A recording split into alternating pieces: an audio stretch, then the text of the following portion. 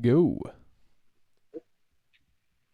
Welcome, everyone. This is Shadowplay Paranormal. I'm your host, Nate. I'm here with somebody quite irrelevant to life. No, I'm just kidding. I'm here with the special guest from the first time, Kev. Kev, tell everybody hello there. Hello, everyone. This is Kev. Nice Hello, to be with everyone. you again. This is Kev. He was itching to get back, speak about this topic. So I'll lead in here with how our show is going to go here. So first of all, as I believe I put out on Twitter here before, uh, Twitter was attacked and shut down for a while, which, crazy. Didn't know Twitter was such a national security risk. But anyway, I believe I said I was going to talk about the Winchester Mystery House. Um, Kev's going to chime in when he can, and then we're doing a special episode here of serial killers. And I don't want to give too much away here, because it's an exciting yet terrifying topic to talk about. But we have four decently known to pretty well known serial killers we're going to talk about here. Um, Kev, you have any thoughts you want to add on that? None other than I am really excited to talk about two of the people that we have lined up. I'm not going to give any spoilers here, but yeah, I'm itching to get into this. I'm interested into this.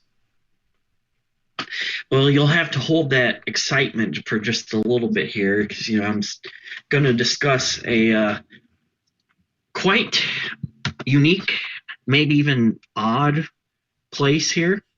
For those of you who are not aware, what I'm going to discuss is the Winchester Mystery House. For those of you who may have not have heard this place, it is a basically a mansion out in San Jose, California. It was created, first of all, it actually was a two-story farmhouse um, that Sarah Winchester bought at the time. Um, but she spent 36 years consistently around the clock building it and altering it and building some more. Um, yeah, so she definitely, you know, to go into the house more, we must explore the background and the reasons why this house came about. Um, Sarah Winchester was born in September of 1839 out in New Haven, Connecticut. Now, as you can probably tell, based upon her name, her last name here, she was the son of the Winchester rifle uh, owner, who started the Winchester Repeating Arms Company. Um, the company prospered due to the Civil War as the weapons, specifically the Winchester rifle, was used in the Civil War, especially among Northern troops. It averaged one shot every 3 seconds or so, it was said. So this definitely led to, um, prosperous for the company, which is why this house was created. Now, that story also includes some more things here, such as when Sarah Winchester was married. Um, she married William Wirt Winchester, excuse me. And I should clarify, Sarah's maiden name was Sarah Pardee. Um, so she married into the fortune here. Excuse me. 4 years after they were married, she gave birth to a daughter. Um, at this time, the daughter died actually 9 days after it was born, um, due to a illness known as marisis. Basically, the body just wastes away. I don't know. Maybe Kev knows off the top of his head. Probably not, but I don't know exactly what this disease considers of today. Kev, do you have any idea? I Not really. do I do not, sir. The other people might not know this, but I count on you a lot for my research. It's true. Well, I'm not trying to be a braggart here or anything, but sometimes that's true. So anyway, the infant died. Sarah kind of withdrew herself. Started the change in her personality. She definitely did not get over it for a while. She'd never had another child. Now, excuse me, the heir, William, her husband, he ended up with tuberculosis and ended up passing away to this. So Sarah inherited $20 million. $20 million, mind you, back in 1881, which I don't know off the top of my head there, excuse me, what that would be today.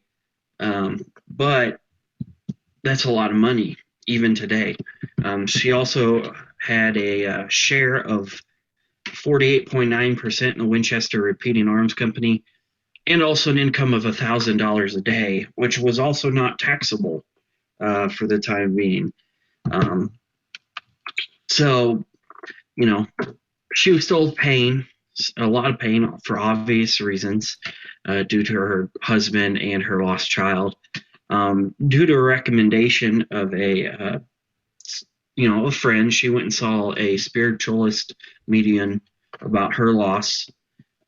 And through this, whether or not, I'll say with discretion, whether or not you believe this, that medians are actually helpful or they're a bunch of hooey pooey.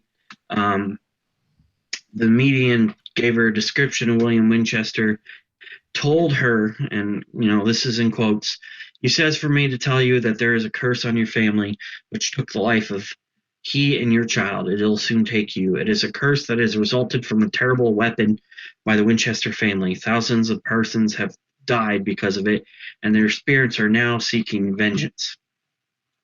Now, basically, Sarah took this as, having to move out and, trying to find her own way. And by this, she was also told to sell her property and head towards the setting sun. Um, she would find her quote unquote new house in the West.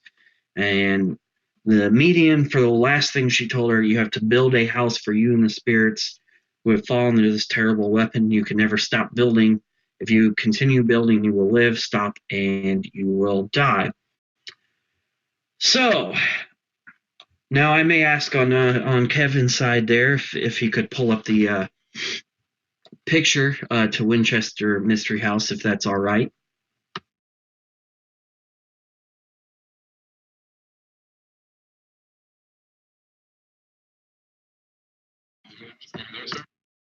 Yeah, I'm there. I was just for some reason it's not coming through on my screen here, but um, maybe I'm just seeing things or something. Oh yes.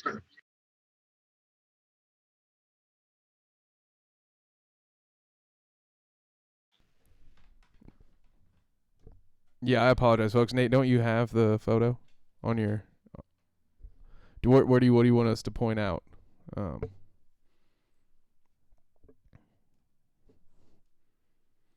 yeah, the I don't know if I have it here where I can share off the top of my head. no, it's because it's on the screen right now But for the viewers. Oh well. Well, maybe I'm just being crazy here because I can't see it, but that's all Because right. you can't see the Either way, presentation it's up screen. on the I'm screen. sorry. No I worries, promise you Kev. they're No seeing it. worries. I will just say that I will also put it up on the Twitter account SPP Investigates, just for everybody out there to see. Continuing on from our technology failure here.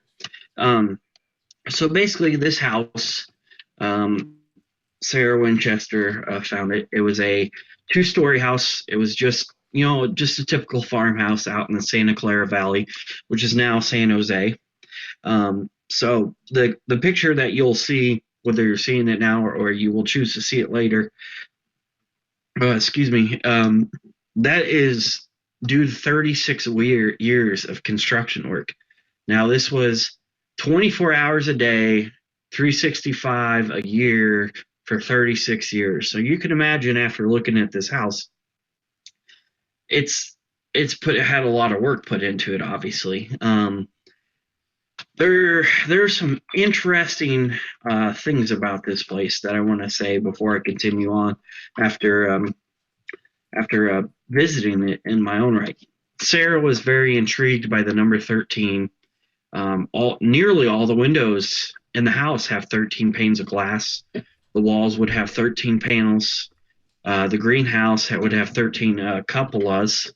Some of the floors had 13 sections. Some of the rooms had 13 windows. Every staircase but one had 13 steps. And I will tell you, some of the one suitcase or one not suitcase. I'm sorry, guys. Staircase had 42 steps. Now, normally that would be a 3-story staircase. However, each step was only 2 feet high or 2 inches high, excuse me, due to the fact that Sarah actually had arthritis. So it was a little hard for her to walk upstairs and, raise her feet enough to get up normal steps. So that would be why the steps are only 2 inches high. Now, going up that staircase, it's not very wide, from experience here. Um, Wish unfortunately, you're not able to take pictures within the Winchester Mystery House, so I'm not able to provide more pictures than the one that I posted above. But there's just a lot of fascinating things with the place within itself. Um, to continue on, in September 4th, 1922, Sarah was having a conference session with spirits in the seance room. Like I said, disclaimer, say what you will about it. That's just what was happening. Um, she died in her sleep at some point that night. So her niece took care of the rest. Yeah, so basically, the house was ended up turning into a tourist attraction in a sense, and by that I mean people would go through the house. You take tours, they explain the house, yada yada yada. I want to point out one event before I cease talking about the building itself. Um, Supposedly, the building has over 160 rooms, and this event I'm also going to discuss about happens to be the Great San Francisco Earthquake of 1906, with them being in San Jose, which is about an hour down the road. Some of the house was ruined. Um, so the top 3 floors, because at this time it was over 7 stories tall, top 3 floors collapsed and they did not get rebuilt. And they took us through this next part I'm going to talk about, the Daisy Room, which is where Sarah Winchester would sleep at night. At least at that time, the fireplace collapsed. It shifted the room and trapped Sarah inside. Um, she took that as a sign that the spirits were frustrated and furious that she nearly completed the house. Um, so she boarded up the 30 front rooms of the mansion so the construction would never be complete. And so the spirits who fell when the portion of the house collapsed, they would be trapped there forever. Um, so what's surprising in terms of the structure, in terms of this earthquake here, it actually fared better than most buildings in the area. Only a few, rooms had been badly harmed. Like I said, they lost the top 3 floors. They continued an expansion after that. Um, it's also been documented, and this relates to paranormal things concerning the building. Excuse me. Um, Only 2 mirrors have been installed in the house, just because Sarah at the time believed that there was ghosts were afraid of their own reflection. So, um, Kev, do you have any questions so far? Because I know you're not completely aware of this building per se. No, no, no, man. I didn't have any questions off the top of my head for you. There again. I'm kind of chomping at the bit here to talk about. It's interesting that all this talk about construction on a house. I'm just gonna give a little tease as to what we're talking about going further. That's really it. You're kind of teasing me over here. Well, I did it for good reason because I figured these are completely separate things. The little thing that we're going to tease and discuss later, and the Winchester Mystery House, but they relate in a sense, and it'll make sense why here in about a few minutes. Um, I do wanted to, wrap it up here on the Winchester Mystery House. I just wanted to discuss it today, just because I like to discuss a place that has possible paranormal activity or documented activity. Um, there's been multiple strange events reported at the house, continuing through today.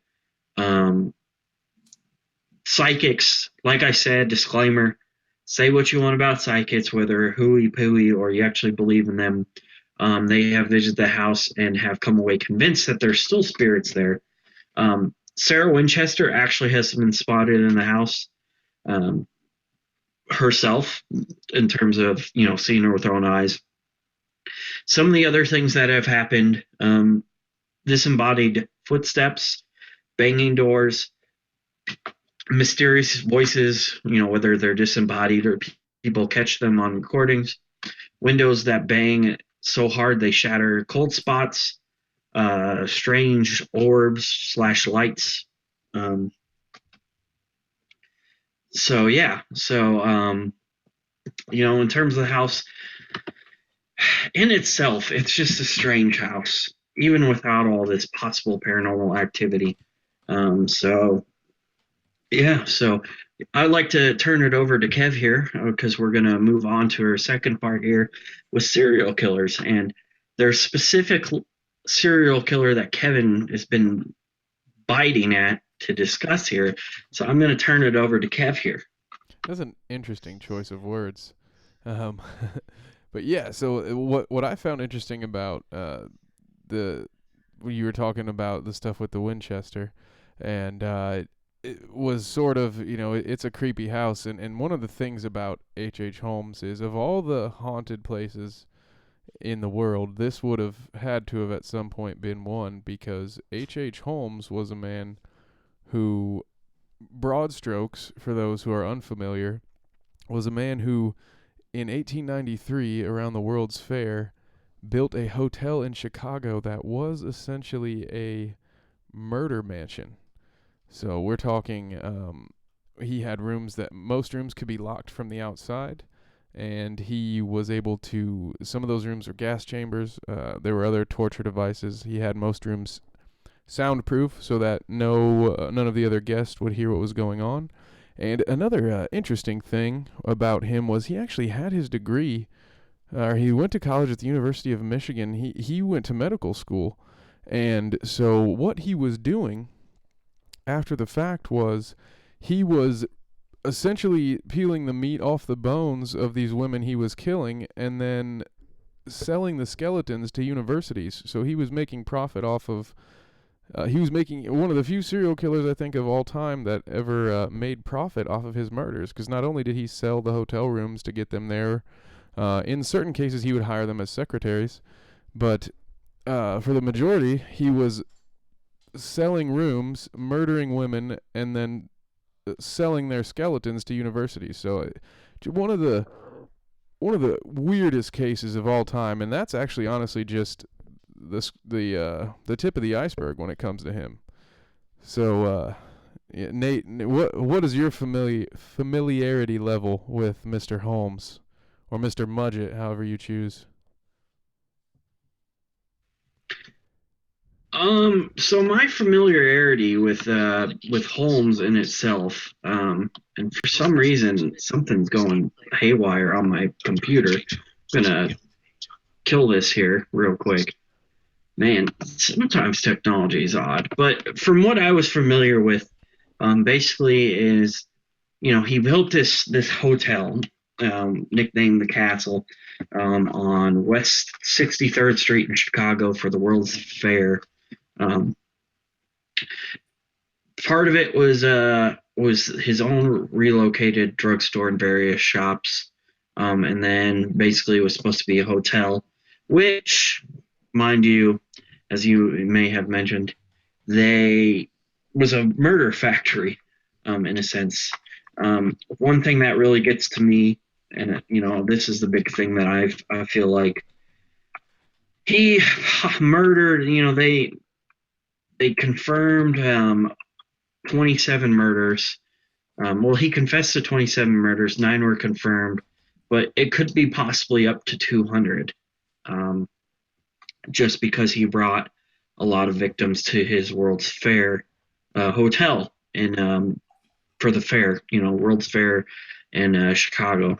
At the time, it was known as the World's Columbian Exposition. Um, so, in terms of how much I know about him, that's about basically it right there. Well, that's still that's quite a lot of knowledge. He is sort of an unknown, I think, when it comes to. I mean, I don't know, probably the devout serial killer investigators of all, or enthusiasts, the people who are into watching or listening to things about that topic, probably do know him. I didn't learn about H. Holmes probably until 2 or 3 years ago, and there's just so much to this story that really is sort of what makes it. It's interesting. It will most likely make a great movie. There are rumors that it will be a movie at some point, directed by Martin Scorsese, with Leonardo DiCaprio of all people playing H. Holmes, which, after seeing Django, I think would be probably the best thing ever. Because an interesting fact about H. Holmes was he was, as most of these serial killers tend to be, extremely charismatic. He had a way with women. He was one of the few successful bigamists of probably all time. He was able to be married to multiple women at a time without either woman knowing about it, which, granted, is a lot easier in the 1890s than it would be today. But still, impressive. Well, I mean, sleazy, but impressive in its own way at the same time. And this was how he was able to get some of these murders. He didn't have to. Some of these he didn't have to pay women, or he would hire them as secretaries, sort of win them over. And if you look at a picture of him, um, he he has this big old mustache, and it's funny. Like, by today's standards, I don't think that he would be nearly as successful with women, but he killed it back then, pun intended.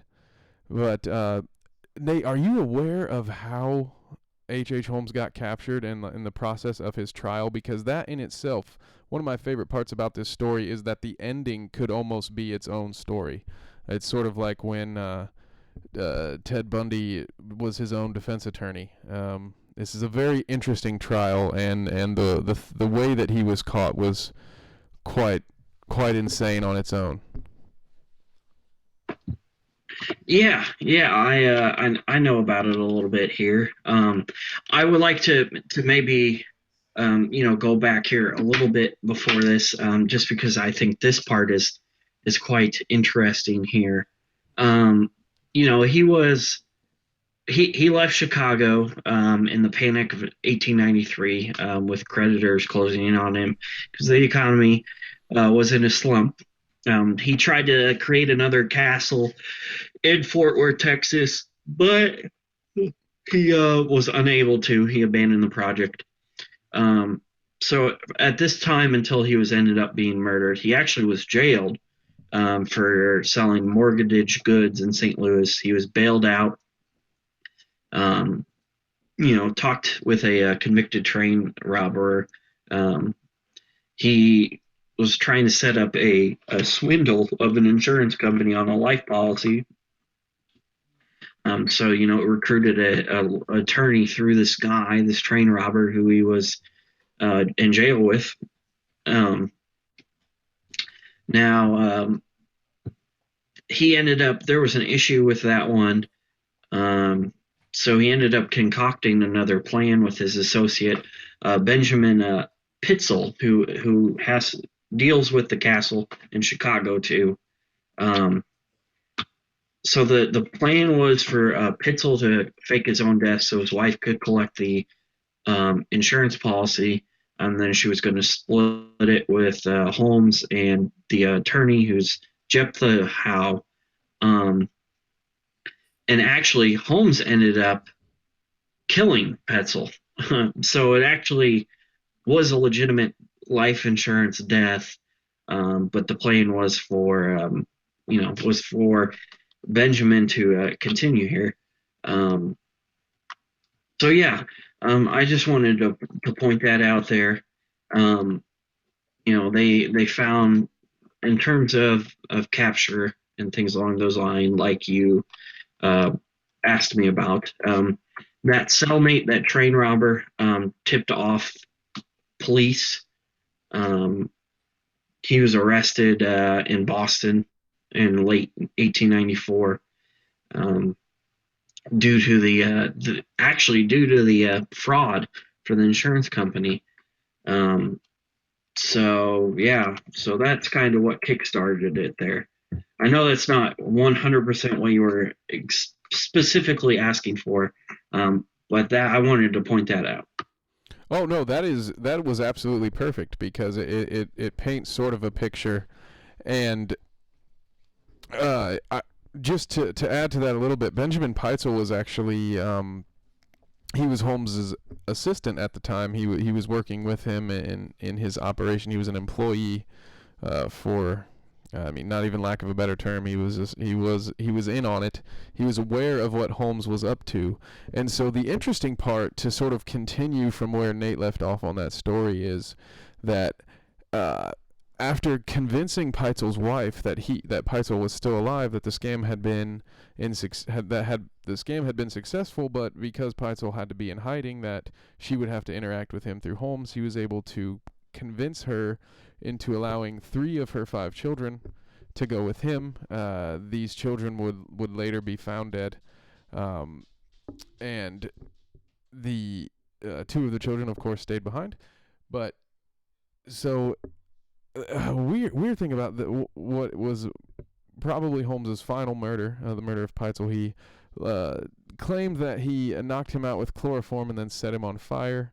But there was an odd forensic evidence, which, I mean, this was the 1890s, so let's keep that in mind when I say forensic evidence. There was evidence at the trial that showed that chloroform had been administered after his death, um, presumably to fake suicide in order to try to get Holmes off should he be charged with murder. Um, so that was an interesting part brought to trial. But another thing, the interesting thing about this trial was also the way that uh, Holmes handled himself. He was clearly a sociopath, and that was proven throughout this trial because he he really went over the whole spectrum.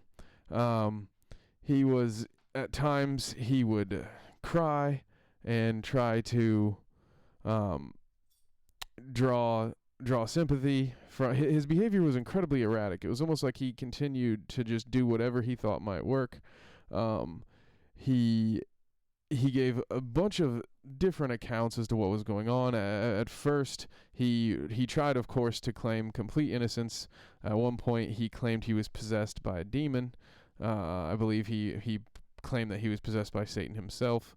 Like I mentioned, he would break down crying, trying to get some sympathy, but he just was sort of freaking out, clearly trying everything that he could, and of course he was found guilty, of course. So I don't want to pass up on what he actually did. I really wanted to point out, like, the trial that was really interesting to me. This was when it came to light that Holmes had murdered the 3 children, and just the way that he was caught. I mean, when you think of what he got away with, he was able to get female victims and employees. He built. First of all, he got away with not without paying for most of this hotel because he continued to just.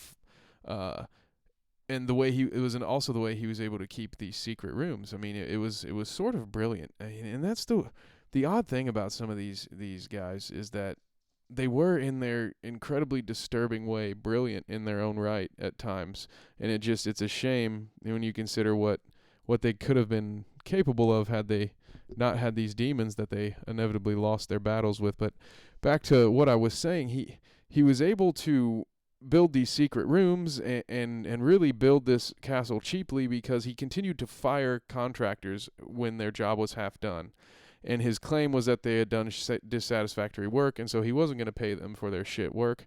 He refused to pay them, but they had to leave the work there, and that was how he was able to build this murder mystery mansion. And just the concept, he had acid vats in the basement, and he had gotten away with all of this. I mean, eventually he was a little sloppy because there was a bunch of evidence found when his castle was looked into, but it's just kind of blows your mind when you think that when you think of the way he got caught for a $10,000 life insurance policy. But I don't that is really about all I had on H.H. Holmes. I could talk about him all night, but I know we have a list to get through. So I pass the baton back to you, host Nate. And I do apologize for the technical difficulties. We have been trying to put Shadow Play out live here for the first time, and it's weird. The studio is in a different state from the host, so I apologize for that. But enough of that. Back to you, Nate. Well, that's what happens. Hopefully, technology works itself out here. I would just like to leave, in terms of H.H. Holmes, I would just like to leave people with this quote, just to give you an idea of how this guy was. Um, I was born with the devil in me. I could not help the fact that I was a murderer, no more than a poet can help the inspiration to sing. I was born with the evil one standing as my sponsor beside the bed where I was ushered in the world, and he has been with me since. What a creepy quote, to say the least. Now, enough about H.H. Holmes here. The next dude I would love to talk about here would be the fella known as the Milwaukee Cannibal, Jeffrey Dahmer here. Now, to give you a little background information here before we dive in, Jeffrey Dahmer was born actually in Wisconsin in 1960, but he spent most of his early childhood and teen years in Ohio. His childhood home is actually in Bath, Ohio, um, where he spent most of his time. Now, they didn't move there until eight, but you know that's where he spent most of his time up until the age of 18. Um, Early age, Dahmer showed an interest in collecting bugs, whether they were insects, dragonflies, butterflies, whatever. Um, he Oh man, what is going on here? This is Sorry guys. For some reason, my computer is wanting to play something in the background, and I haven't been able to figure out what it is. Why Um, me? but anyway, Dahmer described his early years of family life as being extreme tension, which he noticed between his parents, who were constantly arguing in his own eyes. He was regarded as quiet and timid. One teacher on his first grade report card sensed him to be neglected um, due to his mother's illnesses. Because Jeffrey Dahmer's mother, Joyce Dahmer, was suffering from illnesses at the time. So basically, she tried to, she always wanted attention. So Jeffrey didn't ever get any attention. Um, Later on in life, he would find animal carcasses on the roadside and would dismember them, and store the parts in jars in the tool shed, because he explained that he was always curious how each animal fitted together. Um, it may have begun at the age of 4, because he noted his father removing animal bones from beneath the family home. And he was, according to his father, Jeffrey Dahmer was oddly thrilled by the sounds that they made. Um, Now, once he turned 8 and whatnot, Jeffrey Dahmer's father, Lionel, was concerned by his son's placid and lethargic attitude. But as soon as um, Dahmer asked a question about how the bones would react to being placed in a bleach solution, he was delighted because he thought it was scientific curiosity. So basically, he willingly demonstrated how to safely bleach and preserve animal bones, which is important for later on in this. Now, as he continued, growing and becoming older, he was considered as an outcast. He didn't have very many friends. He would drink a lot, a lot. It actually first started when he was 14. Um, he discovered he was homosexual, did not divulge it to his parents, but he had one brief relationship. Now this is all I'm talking about his life, but this is actually all important to explaining who he was and why these things happened. Um, According to him, he had a fantasy at the age of 16 of rendering a male jogger he found attractive unconscious and making sexual use of his unconscious body. He actually never did attempt to do this plan, but this was the first time he stated that he, had a urge to do this. Um, he was known as a class clown as well, um, but you know, marriage at that time, his parents' marriage was faltering, and it ended up into divorce. Um, you know, this next part is very important. This is his first murder here. He committed his first murder at the age of 18, the summer of '78. Um, he was living alone in the family home because his father relocated and his mother moved back to Wisconsin. He picked up a hitchhiker named Stephen Hicks, lured that Stephen Hicks to the house to drink together and listen to music and stuff. Hicks wanted to leave after a couple hours, so Dahmer ended up bludgeoning him with a dumbbell and strangled him to death after he fell unconscious. He stripped the clothes and started masturbating above the corpse. Um, in the next couple of days and weeks, he ended up disposing of Hicks's body through various means, such as paring the flesh from the bones. He would dissolve the flesh. He crushed the bones with a sledgehammer, so on, so on. So after all of this, he ended up enlisting in the army, um, was discharged, um, you know, honorably, I believe, if I read this correctly. Yeah, honorably, excuse me. He did have some issues while um, in the army, such as two soldiers stated that he raped them several times over a 17-month period, um, due to alcohol abuse too. So he eventually returned back overseas because he was in Germany while he was in the army. Returned back overseas, was in Ohio for a minute. Um, then he moved back to West Allis, Wisconsin, which is the start of his um, his problems here in terms of all the murder and whatnot he did. Now, I would like to ask you, Kevin, before I continue on, I gave a little bit of a background information here. How familiar are you with Dahmer? I have some familiarity. I obviously I don't know too many people that probably aren't familiar with that name. I am aware of his acts. I have seen probably at least one television documentary on him. That one of the things I remember most was that all of his neighbors were incredibly surprised. Um, I believe, you can correct me if I'm wrong, most of the remains were found underneath his house.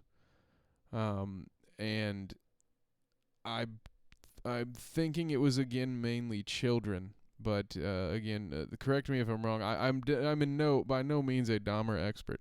I just that's about as much as I know.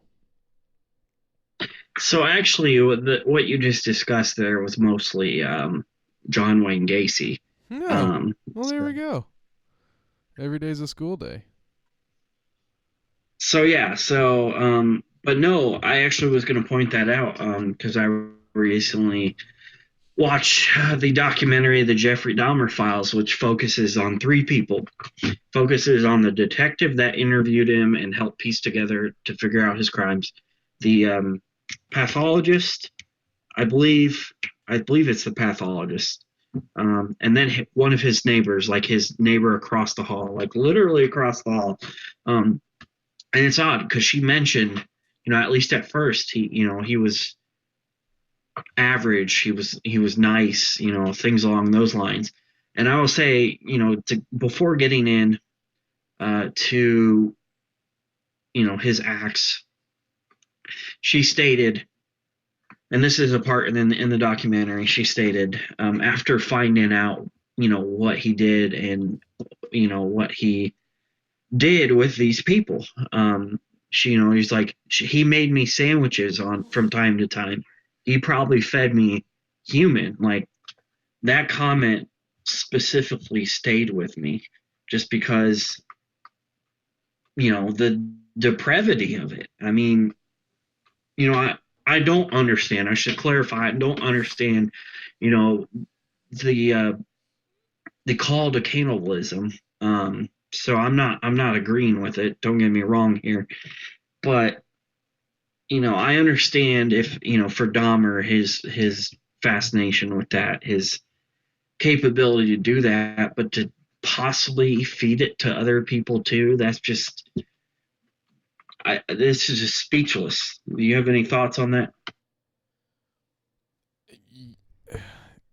You summed it up about there. I mean, I couldn't imagine it's not necessarily something I would actively think about. It is a rare occurrence even in the serial killer world. I mean, outside of we have Hannibal Lecter, which is in fantasy world, and I believe Hills Have Eyes was based off of an old cannibal family that I believe was in around the Ireland area. I'm probably incorrect there, but this was somewhere in Europe. There was this old clan that had basically was just a family that inbred themselves. They separated themselves from civilization and they lived in a cave.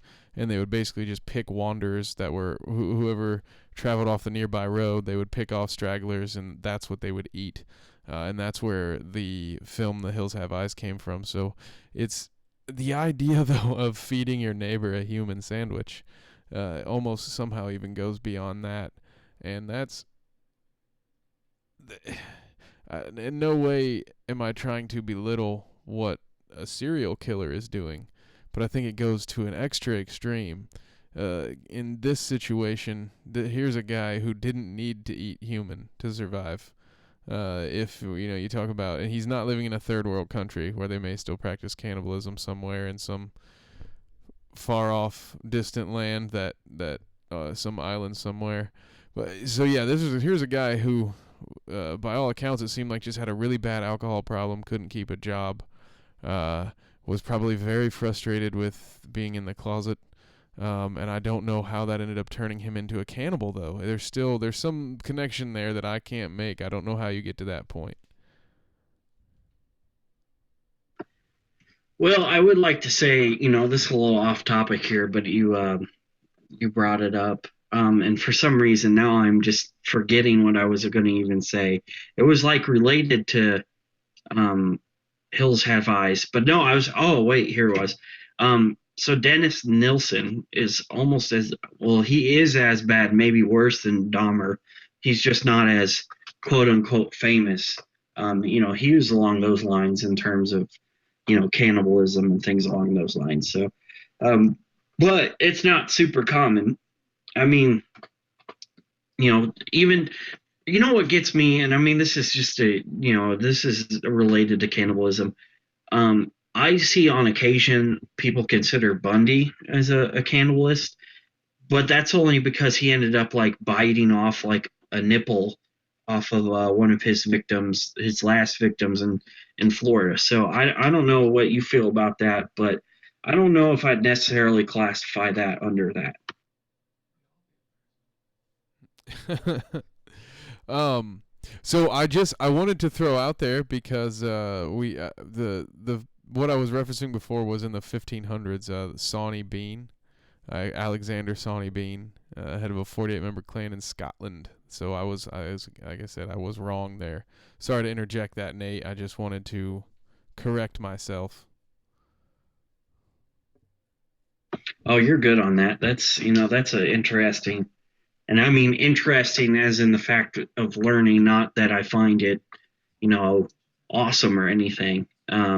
But anyway, to talk more about Dahmer here, he had a job at the Milwaukee Amberosa Chocolate Factory overnight, 6 nights a week.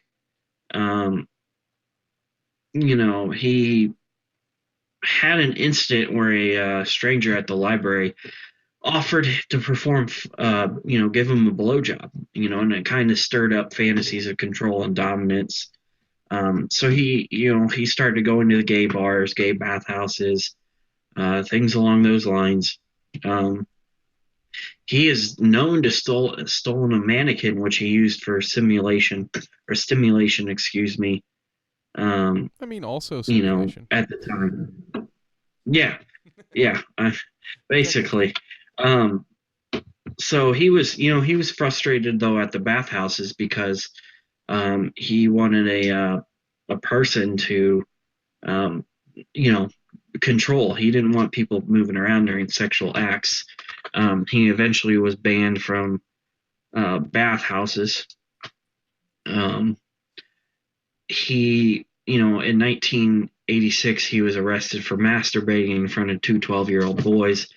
Um, so he, was had all these issues and had been involved with the law.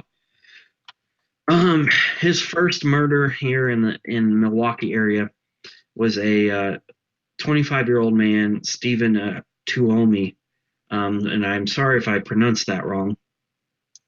He ended up, they were gonna basically just, screw each other.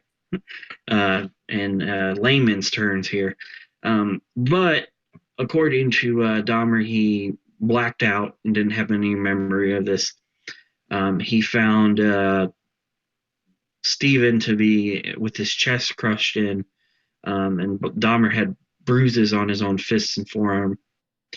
He doesn't. He states he has no memory of killing him. Um, he purchased a large suitcase to transport the body. He ended up um, severing the head, arms, and legs, filleting the bones from the body. Um, he placed the flesh. He ended up just, getting rid of it, excluding the head. Um, Now, this is where it gets real fucked up here. Oh yeah. In terms of this victim. Yeah, real fucked up.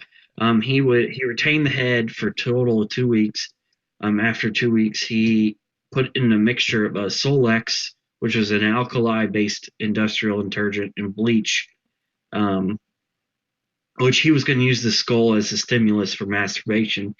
His own homemade fleshlight, so to speak. A Um, literal daily skull fucking. Huh?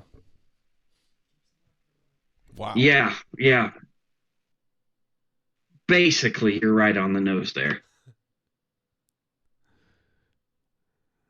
Anyway, to get back on track a little bit here, that didn't work. Um, go after, be more brazen to go after victims and things along those lines. Um, and at this time, he was still living with his grandma. Um,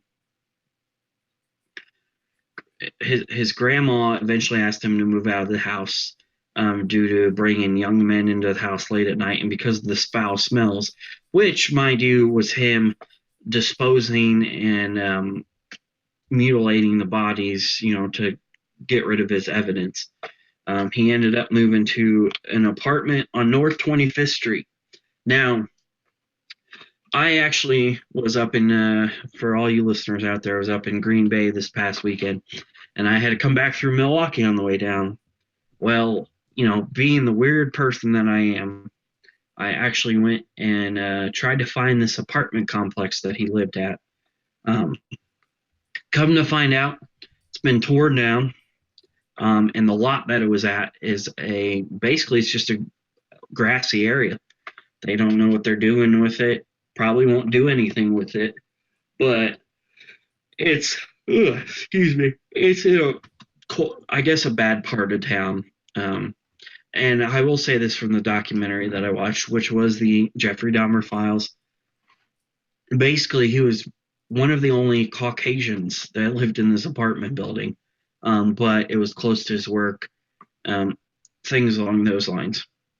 Um, Now, excuse me, um, he was able to continue his killings here. He had over 17 victims. He would, kind of kill them the same way. A lot of them, a few of them, excuse me, were prostitutes. He would pay them, quote unquote. Didn't actually end up paying them, obviously. Basically, he would end up, killing them because he wanted, but the big thing for him is he wanted a sexual partner that he can control, and not move around on him. He was a lonely dude. That's obviously not excusing what he did, but um, he continued doing this. He had several other victims. Basically, he would dispose of the bodies, whether it was cutting off flesh and muscle, to eat later, which is quite disgusting. Or he would take the bones. Really, never the torso, to be honest. Although when they discovered um, all his killings and stuff, he did have a couple of full skeletons. But typically, he'd have the skull used as a masturbation stimulation. Um, he was found to have a few preserved penises, for whatever reason. Those were Excuse usually the me. men he found incredibly attractive, at least in the case of um, Sears. What was his first name? Anyway, Anthony Sears was his name. One of his victims in '89. That was Dahmer's quote reasoning, was he was exceptionally attractive. Just thought I'd You're toss that you're in there. no, you're absolutely correct on that one. Just because whatever Dahmer's reasoning, he's just it's hard to get through this on sometimes because you have all these other different serial killers, and they're not. I'm sorry, some of them are just not as depraved as this. Um, you know, he also was on probation at the time, which is even more bewildering. Um, so I want to point out one murder here, murder of David Thomas. He persuaded him to come back to the apartment. He gave him a drink laced with sedatives. He actually drugged him and he fell asleep, but he did not feel attracted to him. So he actually ended up killing him anyway.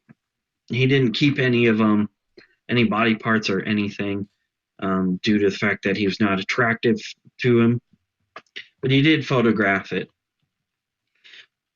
Probably one of the more famous, and I use this discretion in terms of this, was a Konarak Cynosophone, and I probably really butchered that. 14-year-old, he offered the youth money to pose for Polaroids, excuse me, at his apartment. Um, Dahmer gave him drugs as well after posing, and that ended up to the youth being unconscious. Dahmer performed oral sex. Now, this is kind of part of the thing that Dahmer is famous for. He drilled a single hole into the youth's skull, and he injected muriatic acid into the skull. He wanted to do that, like I said, to have a control over a partner. He would, quote unquote, never say no. Um, Dahmer led him into the bedroom. He said the youth saw the body, but did not react. Probably due to the fact that acid was swimming around in his skull. Um, the youth ended up escaping and was sitting naked on the corner of a street talking to three women. So Dahmer basically explained that youth was his 18-year-old lover, and tried to lead him to the apartment. However, two officers arrived because the women had been called, um, and Dahmer went and basically, um, explained that they were having a quarrel. However, the trio women stated out that the youth was bleeding from his buttocks, and struggled against attempts to walk back to the apartment when Dahmer was trying to push the cops away. The cops listened to Dahmer because basically this was at a time in society. I mean, this is only 25 years ago, but this is at a time in society when domestic violence, marital rape, things along those lines was pretty taboo. And people usually, if it wasn't their family business, they stayed out of it. So Dahmer basically took him back to the apartment. Excuse me. Also, I should clarify, Dahmer said he was 19 and not 14, so he got away with it. Um, Dahmer ended up killing the youth a couple minutes afterwards. Um, so Dahmer continued this all the way through July 22nd, 1991. Um, basically, he had another man come up to pose for nude photographs. This was a easy way for him to get them up, was to offer money for nude photographs. Um, you know, Basically Dahmer screwed up, and I say screwed up in quotes because it's good that this did not continue. Um, Dahmer, was looking, I think, schizophrenic, but based upon what I've read before, where he was rocking back and forth and chanting. Um, he stated to the victim, even though he wasn't murdered, he was still a victim, that he was going to eat his heart. Um, the victim, who is named Tracy Edwards, um, kept trying to escape in terms of he was talking to Dahmer, said he was not going to run away. But Edwards was basically able to escape from um, through the bathroom. Um, and by that I mean he got up. Dahmer was not holding any weapons or anything, so he punched him in the face and ran out the front door. Um, Edwards led him back because he still had handcuffs on, believe it or not. And one thing led to another. So the cops started investigating in the apartment due to the fact that this victim, Tracy Edwards, had shown up to them with the handcuffs on. And then one of the officers, Rolf Mueller, started going through Dahmer's stuff and found Polaroid pictures of what Dahmer had done, because Dahmer took a bunch of pictures of the processes he went through to dismember bodies and get to what he wanted. So yeah, they overpowered him, cuffed him. A more detailed search. They found 4 severed heads in the kitchen, 7 skulls were found in bedrooms and a closet. Um, they found, hearts in the fridge, muscle, flesh in the fridge. They did find an entire torso. They found a bunch of organs and stuff, 2 entire skeletons, severed hands, severed and preserved penises, like I mentioned earlier. They found 3 further dismembered torsos dissolving in an acid solution in this drum that he bought. Now, this drum is important because this is where he did a lot of his stuff in terms of dissolving things to get rid of evidence that he did not want to keep. Um, One of the medical examiners, in fact, the chief medical examiner, um, made a reference to all the body parts and stuff that it was like dismantling a museum than an actual crime scene. Um, so he was caught like that. It took over, I believe, 6 weeks for them to get a complete picture of his crimes and murders that he committed by the detective who interviewed him, Patrick Kennedy. Um, excuse me. Dahmer was, pretty open about what he discussed there. Um, so this one thing led to another. He was just depraved. I mean, you got cannibalism, necrophilia, just a whole bunch of different disgusting, what society in general considers disgusting, um, things along those lines. One thing I want to add before I discuss his death here, he was actually constructing a private altar of victim skulls.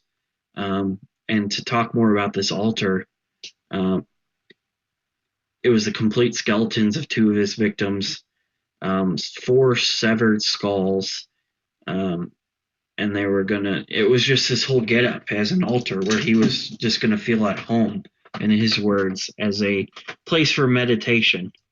Um, he said it would have been completed in 6 months if he had not been arrested. He was eventually tried for 15 counts of murder. He pled guilty, actually.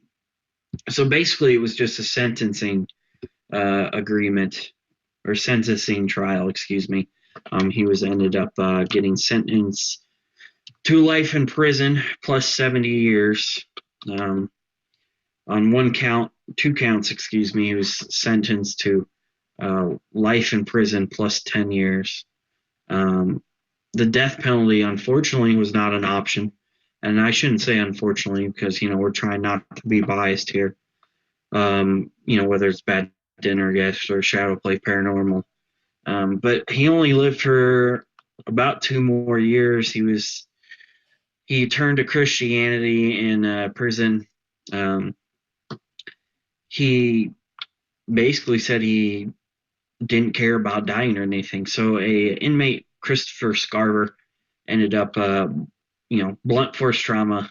That's what ended up killing him. So, uh, one more thing, just about Dahmer and himself. There was a fight over his brain, whether or not it would be studied to see, why he did such things, or it would not be studied, and eventually it was cremated with his body. That's a very long-ish story to get through Dahmer there. Yeah, it's one of the more insane ones. Um, yeah, I was way off on what I had thought I remembered about him, and that was intense. Definitely a good way to step up from Holmes. So I guess my next question is, Nate, what do you have that tops Dahmer, or what are we at least trying to top Dahmer? Well, we're probably not going to top Dahmer and the other 2 folks we have here. But one you actually mentioned to me here, which actually I never considered, is the woman serial killer. And yes, we're not sexist here at Bad Dinner Guest. Um, Eileen Wuornos. And I, again, sorry if I pronunciate incorrectly. She was a serial killer who was working as a prostitute. She killed 7 men in a period of a year. by shooting him at point blank range, excuse me. She stated that they had attempted to rape her or assault her, or they had actually raped her while she was working as a prostitute, and she committed them in self-defense, according to her words. She was sentenced to death. Now, to give her a little background information here, um, her family life not very good by any stretch of means, and typically this is a quality in serial killers that you find very regularly. Their childhood is quite disgusting, for lack of a better term. It's quite saddening as well, putting aside their crimes. She never actually met her father, who was convicted of sex crimes against children. Um, she, at the age of 11, for whatever reason, started engaging in sexual activities for cigarettes, drugs, and food. So that's where the Well, you just said prostitution the angle reasons. comes out. Say what again? Oh, I said, well, you just hit the nail on the head, man. Those were the reasons. Well, I say that to put a little humor into the dark topic here, but also just to point out, as you just did, that that's where the prostitution started. But in her scenario, like even at 11, I guess if you're in a spot where you know that that exists and you need money because mom or dad aren't putting anything on the table, it's just that's a really unfortunate, but it just kind of plays along to what you were saying about the how much of an effect her childhood ended up having on the path she would take. Yeah, absolutely. You're right about that. At the age of 14, she also was had a child who she put up for adoption. Um, Her grandfather was sexually assaulting her and beating her, forced her to strip out of her clothes before she beat her.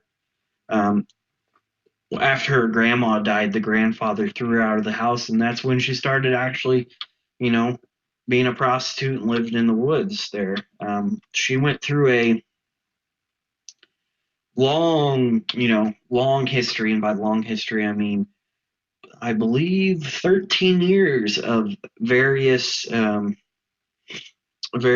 criminal things, whether it was robbery or theft or forgery, things along those lines. Should continue with that. Another thing that started off the murder, she actually met this hotel maid, Tyra Moore, a Daytona gay bar, and they moved in together. This is the beginning of her murders and things along those lines, because she supported both of them with her prostitution job. Um, Now, she had 7 murders, and the first murder that they were able to find was Richard Mallory, um, who actually was a convicted rapist. Which I'm not, I don't agree with the way she went about things. If her side of the story is true, but the fact that he was a convicted rapist and she lends this to, um, for him to possibly try and rape her and things along those lines.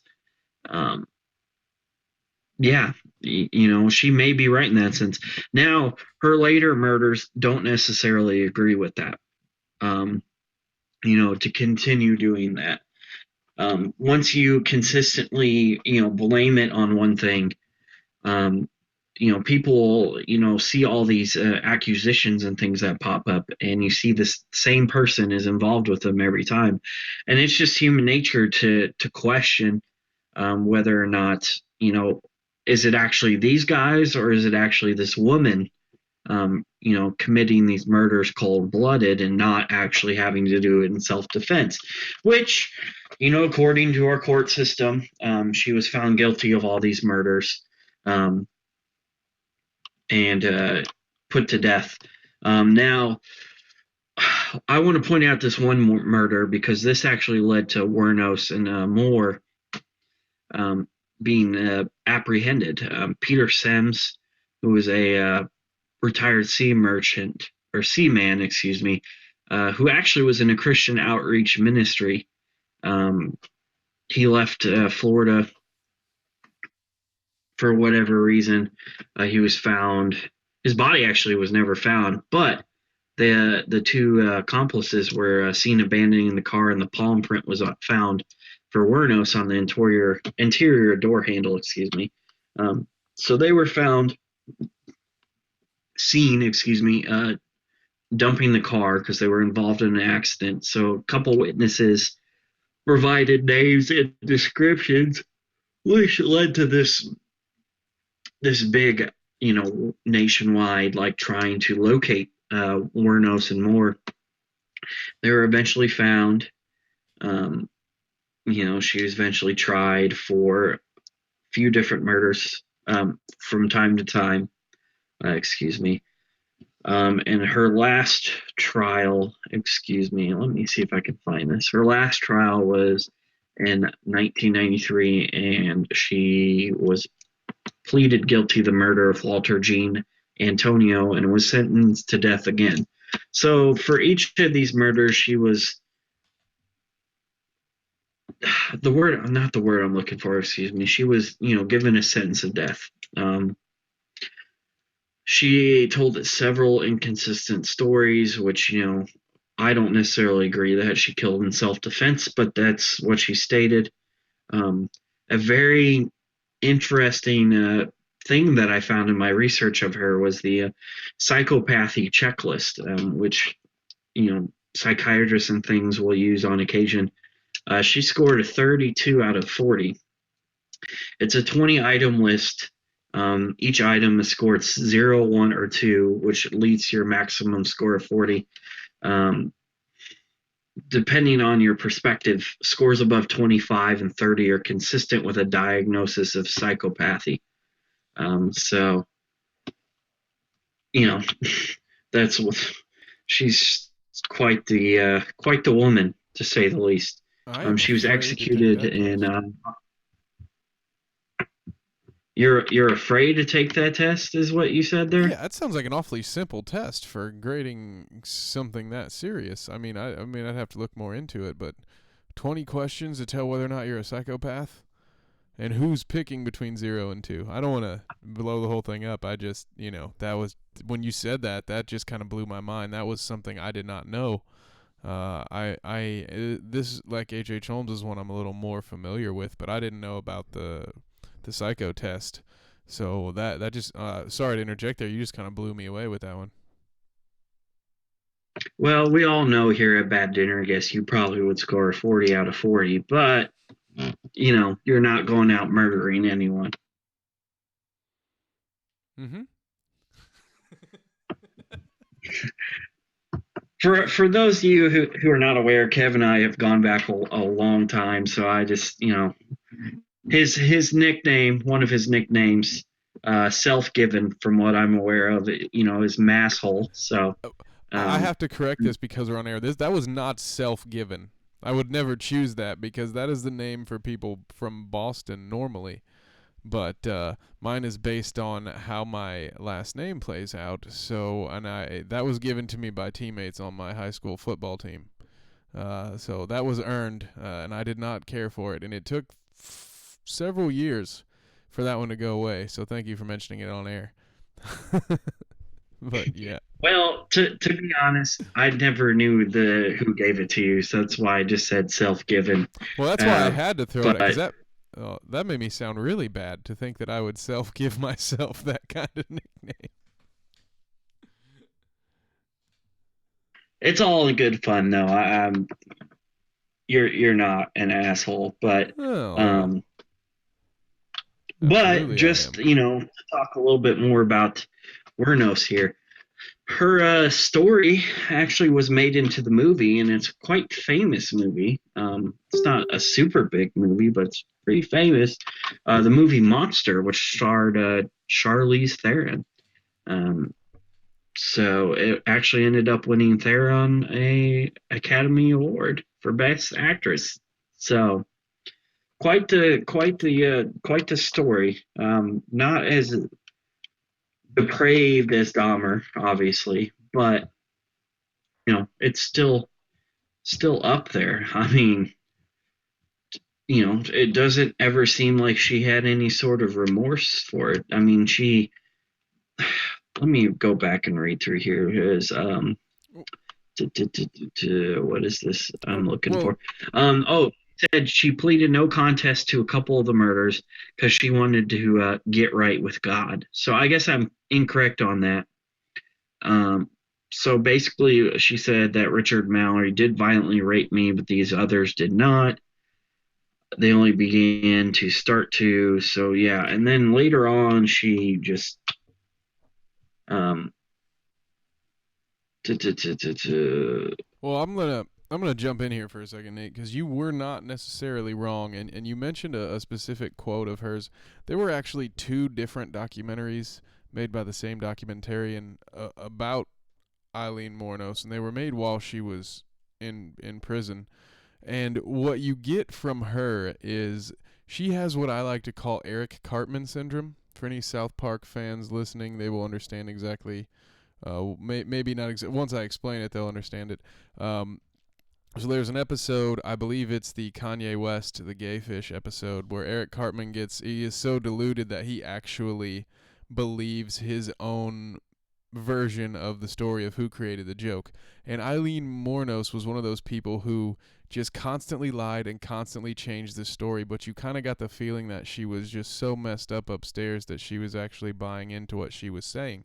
In the quote you mentioned, she says, everything was a half apology because she says things like, I want to get right with God, and then in her admission, all she's saying is, "Oh, they didn't rape me, but they did start to." Like nothing was. She never once at any point in this process agrees to being guilty, and you can see I watched both of these documentaries. They were very entertaining. It was a couple of years ago, but uh, the level of her insanity, and I know you mentioned the psychopathy test or psychopathy test, however that one's pronounced, but it this one just kind of blows me away because while she wasn't as nearly as disgusting as what she did post mortem as these first two, she had a very different. It seemed like she had a warped mind. I wonder how much her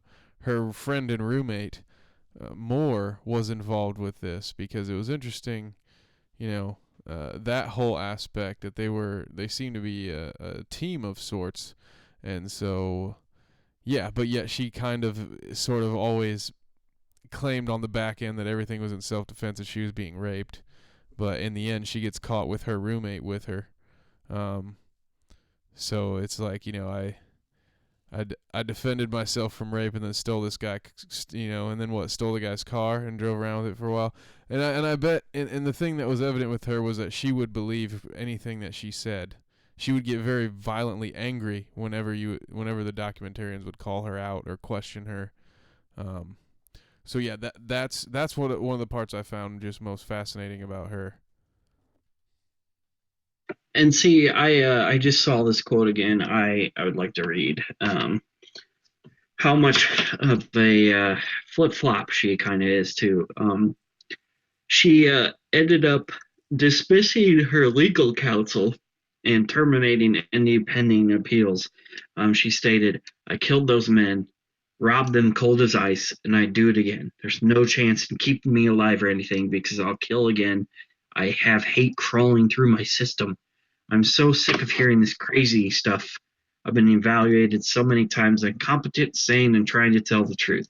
I'm one who seriously hates human life and will kill again." So basically, she ended up just, in a sense, kind of just, you know, admitting to it completely.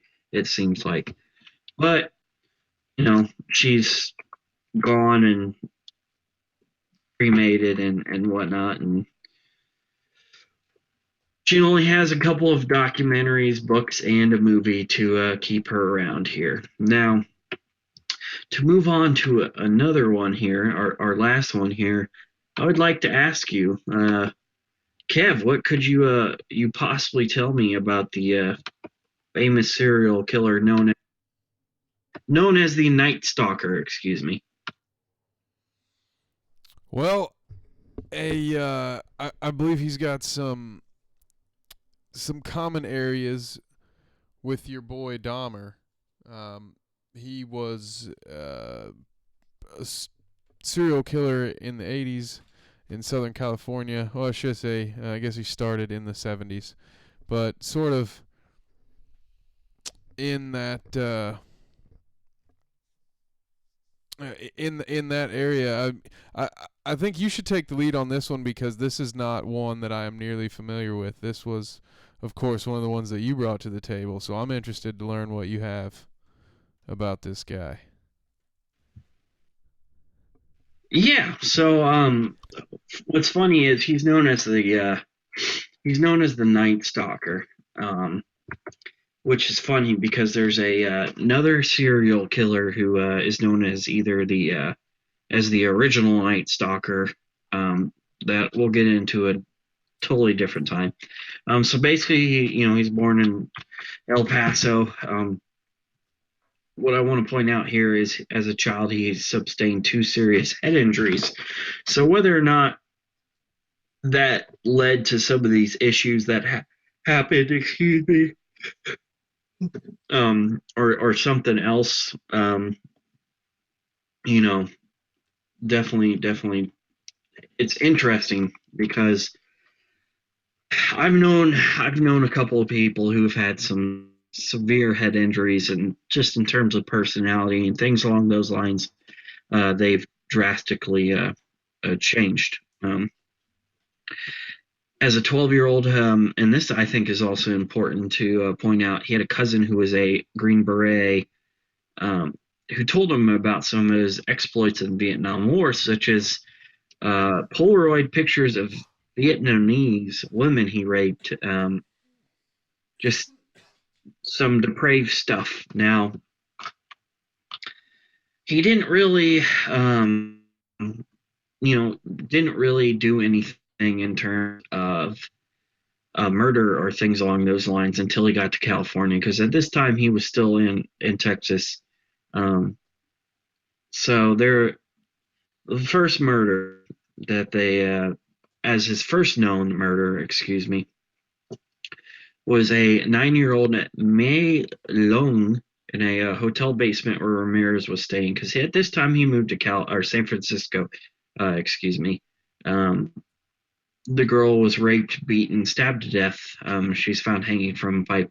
However, it wasn't known until 2009 that his DNA was actually matched to DNA at the scene. Um, Later on, and actually it just happened this year, they found evidence of a second suspect actually at the crime scene, but they still don't know who it is, and have not brought charges, obviously, due to this. Now, what he's famous for is the Night Stalker crimes, which basically some depraved stuff. Nothing necessarily like, cannibalism, things along those lines, necrophilia. But basically, he would murder women near or in or around their apartments or cars, brutally, shooting them with a 22 caliber handgun, or uh, slashing throats, it, just beyond depraved. Like, for example, um, killed in 1985. He killed a man, Vincent Zazzara, with a gunshot to the head. The wife was awakened. Ramirez beat her and bound her hands, wanting to know where valuables were. The wife escaped, retrieved a shotgun, but it wasn't loaded. So Ramirez ended up shooting her 3 times with his 22, took a carving knife, mutilated the body, took the gouged the eyes out and put them in the jewelry box. So your point about him being somewhat similar to Dahmer um, is correct in a sense. Just based upon that, he continued doing this, continued, all the way through. Let me find the date here. He was captured in of August 30th in 1985. So this continued through 1985. Um, he was eventually, arrested in Tucson. Did not know he was the lead story in a lot of Southern California news things. The reason why this was the case um, was because this last murder before he was found. A 13-year-old neighbor to the neighbors of Inez Erickson, excuse me, and Bill Carnes, who ended up passing away. Um, except for Inez, she actually was only raped and sodomized, excuse me. Um, she, the neighbor kid noticed a weird looking guy in black he had seen earlier in the night, and wrote down the license plate, um, which, they found the license plate later, and then they got, fingerprints off of it, which, he had a rap sheet for traffic violations in Texas. So they released the a mugshot from a previous arrest, and they were able to find him. He was charged with 13 counts of murder, 5 attempted murders, 11 sexual assaults, 14 burglaries, burger burglary. Ah, God, see, I can't pronounce anything today. Apparently, he was sentenced to die in the gas chamber, but he didn't actually end up dying there. Um, his trial at the time was the most expensive in the history of California before the O.J. Simpson trial. He ended up getting actually married in prison, weirdly enough, 1996 to a woman named Doreen Leoy, um, which they ended up separating. He went through his appeal process, ended up passing away June 7th, 2013 to B-cell lymphoma. He was also stated to have chronic substance abuse and a hepatitis C viral infection, but which is interesting, he actually was still on death row.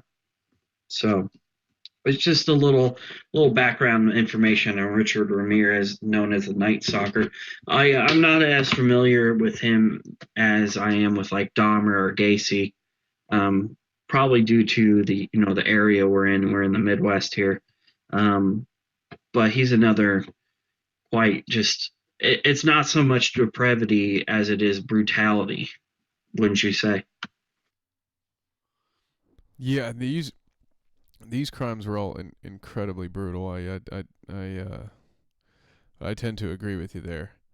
Um, uh, something that sort of stuck out to me with these, I'm sure you noticed this as well, was one of the recurring themes was that he was constantly forcing these women that he was raping and sodomizing to swear to Satan. Um, did you run across that as well?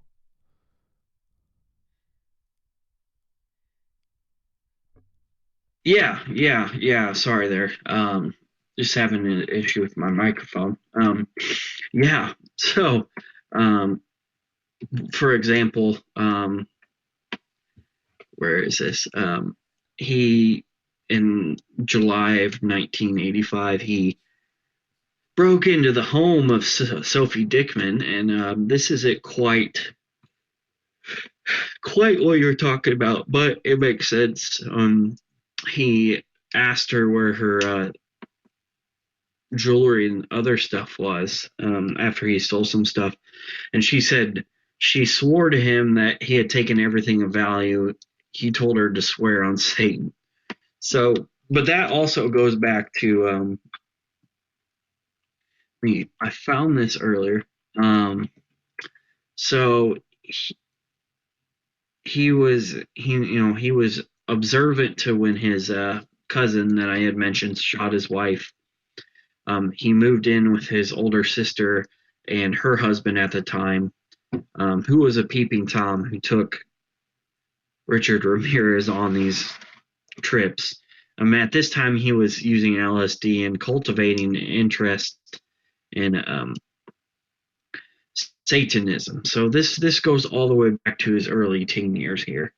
Um, he's one of the few that I've seen that has some sort of, and it this isn't going to necessarily make sense completely, but he has some sort of occultism to him. Um, but then again, not really, if that makes any sort of sense to you.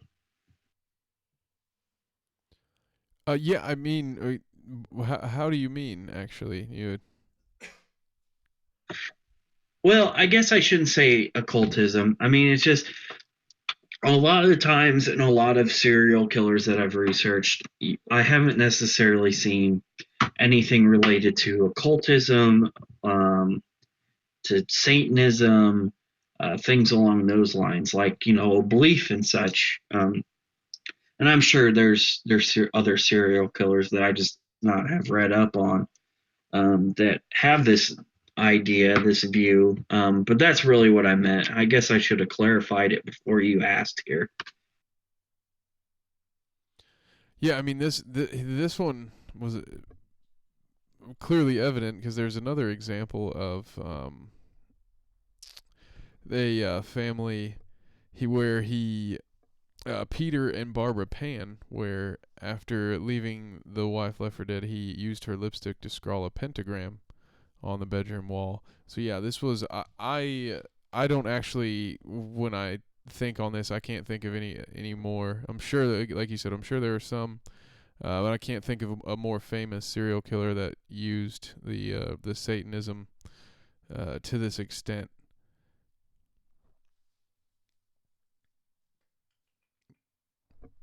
Yeah, yeah. I mean, absolutely. Another one here that relates back to it.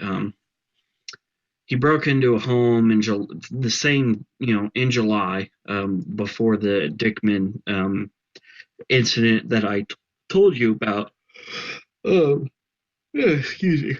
He bludgeoned a 16-year-old Whitney Bennett with a tire iron. Um, he tried to strangle the girl, and he saw sparks emanate from the cord, and Whitney Bennett actually started breathing again. Um, she fled the house believing that Jesus Christ had intervened and saved her. Now, her beatings required 478 stitches to close the lacerations on her scalp. My main point was the thing about Jesus Christ thing, but just this goes all back to the brutality here. Um, he just had no remorse for anything whatsoever. Yeah, clearly he did not.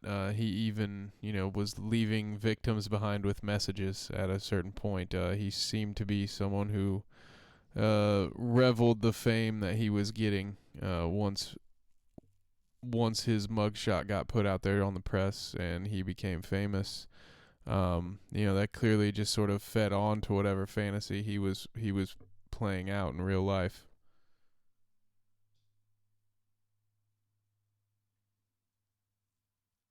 Yeah, yeah, definitely. We're gonna wrap up here, but there's always more time to even just talking about him, but there's other just so many different serial killers out there. Like you and I were talking off air earlier about that one guy in Colombia that killed hundreds and hundreds of children. I mean, it's a topic within itself that lends itself to much research and much investigation. Now, one thing I want to say specifically about this, is it may not lead back to paranormal and within itself. I'm not completely aware of anybody necessarily seeing the ghost of like Jeffrey Dahmer, things along those lines. But the point I want to make about it is it leads to this negative energy, this high amount of negative energy that happens so sudden within these areas that could lend itself to um, possibly, even having these incidents and things along those lines happen.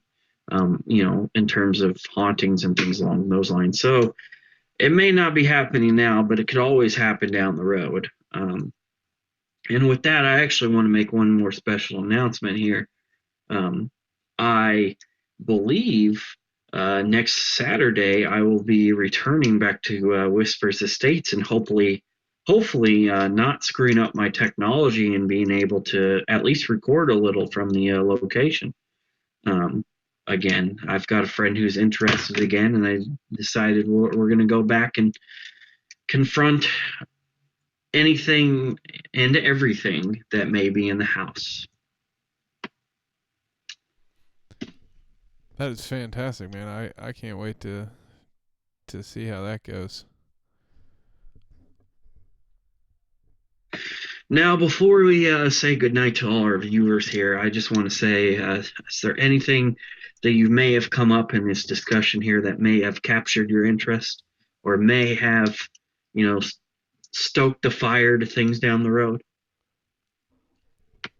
Oh well, this has just got me sort of itching to do more. I mean, it's the season for some more spooky material, so I think we'll definitely be doing a few more Halloween themed episodes before. Got to scratch that itch. I personally am one of those people that tries to get a scary movie a day in every October. So we'll be working on something. I don't want to spoil anything quite yet, but we've got some more scary topics that's coming up soon, especially this Sunday night. So Lou and I will be back with more creepy stuff. Quite interesting, and I'll be looking forward to listening to that, or maybe participating. But who knows? It's you and Lou taking the lead on that. But Oh, you're always for welcome. all those who may have, oh well, appreciate it. For all those who may have been listening out there, I hope you don't get your jollies on the brevity and the brutality of serial killers. But if you do, I guess we tickled your fancy there. Um, you know, Rest in peace to all the victims. Senseless violence. Completely innocent people lost their lives to these monstrosities of human beings.